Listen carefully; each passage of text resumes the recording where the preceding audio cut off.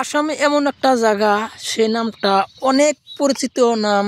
সেই নামটা হলো গোয়ালপাড়া। আসামে গোয়ালপাড়া শ্রী শ্রী সুরিয়া পাহাড় অনেক সুন্দর।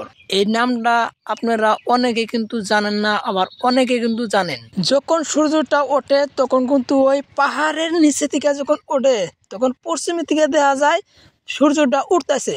সেজন্য কিন্তু সুরিয়া পাহাড়ের নামটা দেওয়া হয়েছে। দর্শক ভাইরা, এই মেলা মাঘের পূর্ণিমা থেকে কিন্তু মেলাটা আরম্ভ হয়, মানে বড় মেলাটা কিন্তু যায় মাঘের পূর্ণিমাতে। দর্শক ভাইরা, আপনারা এই মেলায় আসবেন।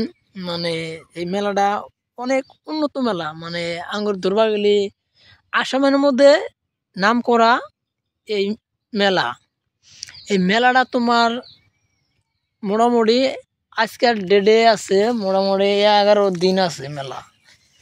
ভাল লাগছে মেলাটা, খুব সুন্দর লাগছে। আবার আসামের মধ্যে আর একটা মেলা আছে, সেই মেলাটা হলো ধুবড়ী ডিস্ট্রিক্টের।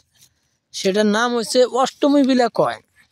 সেই অষ্টমীটা ভালো, কিন্তু আর আসামের মধ্যে দেয়া লাগা বস্তু থাকলে, ভাল লাগা বস্তু থাকলে তোমার সূর্যগিরি আছে। সেটা কিন্তু নামটা কিন্তু দেয়া আছে, ইংলিশে কিন্তু নাম দেয়া আছে শ্রী শ্রী সুরিয়া পাহাড়। ঠিক আছে, এরকম নাম আছে শ্রী শ্রী সুরিয়া পাহাড়। এই নামটায় আপনারা গুগলে সার্চ করবেন বা অন্য জায়গায় যদি সার্চ করেন বা ইউটিউবেও সার্চ করেন দেখতে পারবেন। মানে এই জায়গাটায় প্রত্যেক বছরে এই মাঘে তোমার 7-8 তারিখের থেকে 10 তারিখের থেকে আরম্ভ হয় এই মেলাটা।